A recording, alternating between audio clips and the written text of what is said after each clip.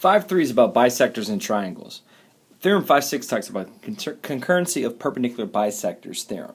Okay, so what it says is the perpendicular bisectors of the sides of the triangle are concurrent at a point equidistant from the vertex. So if you look at point P, and we're talking about all the perpendicular bisectors, so PY, PX, PC, those are all perpendicular bisectors. Okay, they meet at a point inside there that's equidistant from the vertices. Therefore, PA is congruent to PB, which is equal to PC.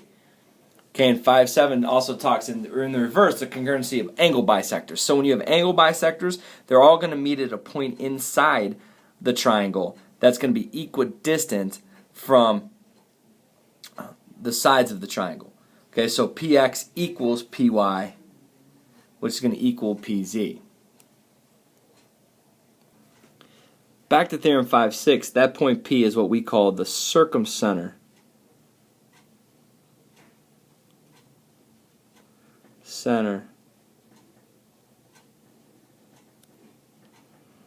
of the triangle.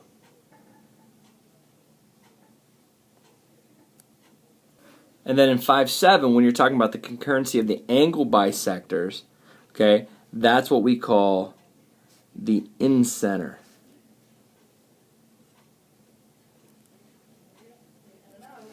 of the triangle. Terrible triangle.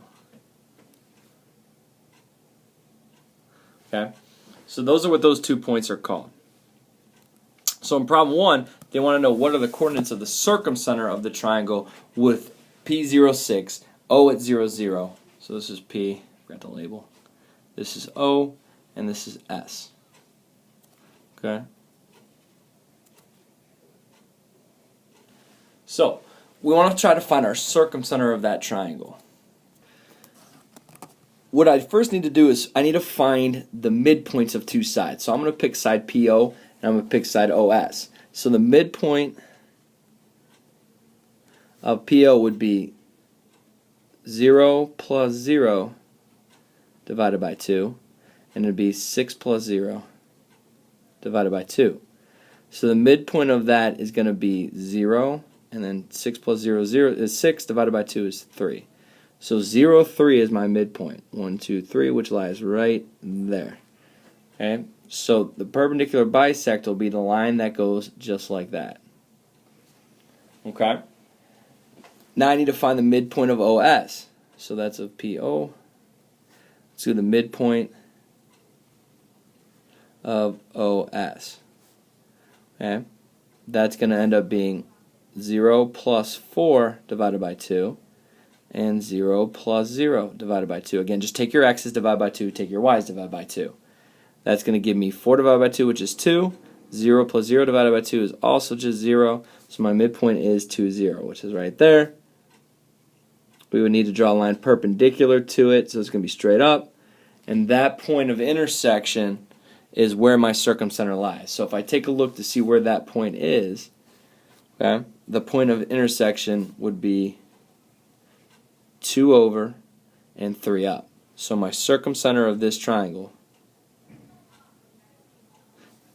is going to be 2, 3.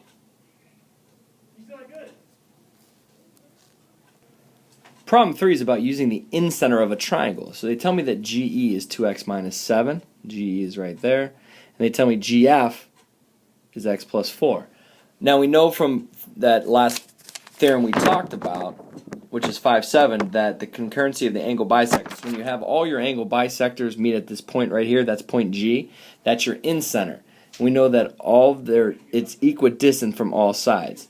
So we know that GE, which is 2x minus 7, equals GF, which is x plus 4. Okay, so I'm going to go ahead and solve there. Let's subtract the x over. I get x minus 7 equals 4. Add 7. I get x equals 11.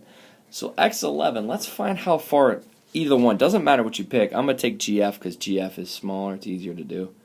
GF, not smaller, but it's easier math to do. 11 plus 4 gives me 15. So the length of GF is 15. Therefore, since they're all equal, we're going to know that GD is going to equal 15 as well.